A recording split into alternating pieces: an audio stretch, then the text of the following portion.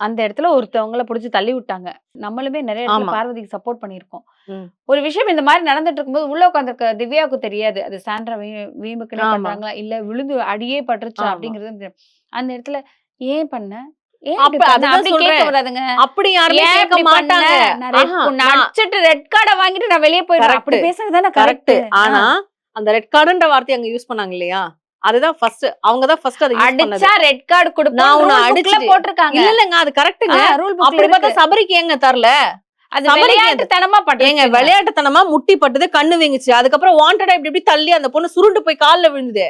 அது ஒண்ணும் யதார்த்தமா நடந்த விஷயம் கிடையாது. தெரிஞ்சு நீங்க சொன்ன மாதிரி அவர் அந்த சேனலோட சேனலுக்கு ரொம்ப முக்கியமான இடத்துல. ஆனா அந்த இடத்துல திவ்யாவோட ட்விஸ்ட் அதுதான். அது என்னன்னா, ஏன்னா அடிபட்டு பார்வதி மயக்க அடிச்சு விழுகல, எதுவுமே பண்ணல. அந்த இடத்துல பார்வதி தில்லு. அதுதான் ரியல்.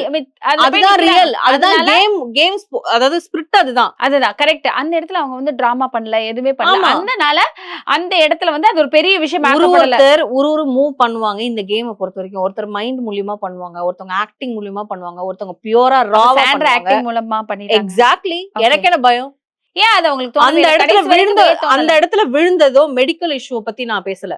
அது நல்லா நோட் பண்ணிக்கோங்க. விழுந்து அதாவது அவங்க இப்படி அதாவது டிஃபென்ஸ் பண்ணிட்டு இப்படி ஆனாங்க இல்லையா, அப்ப அது ஆக்டிங் ஏதோ ஒரு பெருசா கொண்டு வரதுக்காக ஒரு ஆக்டிங் ஸ்டார்ட் ஆயிருக்குன்றத நான் உணர்ந்தேன்.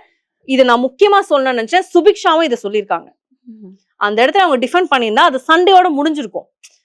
சாண்ட்ராவும் சண்டை போட்டாங்க, பார்வதி சண்டை போட்டிருக்காங்க அப்படின்னா அது ஜஸ்ட் ஒரு ரோஸ்டா முடிஞ்சிருக்கும் சாட்டர்டே எபிசோட்ல. பட் இதை டெவலப் பண்ணி ஸ்டோரி மாதிரி டெவலப் பண்ணி கொண்டு வந்து ஏதாவது இதுதான் நம்மளுக்கு கிடைச்சிருக்க துருப்பு சீட்டு, கடைசி சீட்டு, இதை நம்ம யூஸ் பண்ணா வெளியில வைக்கலான்ற பிளான்ல அவங்க இறங்கிருக்காங்கன்னு எனக்கு தோணுது. பட் மன அழுத்தம் இருந்திருக்கலாம், ஹாஸ்பிட்டலைஸ் உள்ள அப்சர்வேஷன் போயிருக்கலாம், எல்லாம் நடந்திருக்கலாம். ஆனா பேனிக் அட்டாக் பத்தி நான் பேசணும்னு இல்ல, நிறைய டாக்டர்ஸ் பேசி போடுறாங்க. அந்த மாதிரி அட்டாக் ஆகுறவங்கள